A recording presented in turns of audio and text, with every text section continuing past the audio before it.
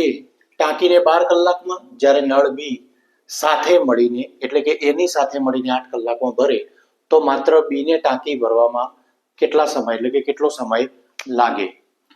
તો જ્યાં એ ને 12 કલાક, બી આપ્યા નથી. કેમ કે એ સાથે મળીને એટલે કે એ અને બી બંને ભેગા થઈને 8 કલાકમાં ભરશે.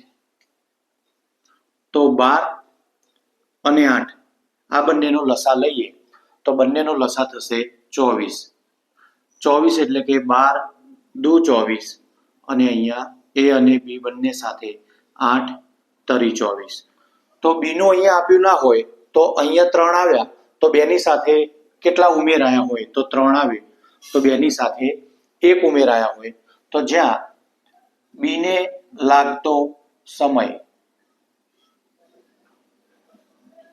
બરાબર લસા બરાબર 24 છેદમાં એનો 1 બરાબર 24 કલાક થાય બીને ટાંકી ભરતા. વિડીયો પસંદ આવ્યો હોય તો લાઈક, શેર, સબસ્ક્રાઇબ કરજો. Thank you very much.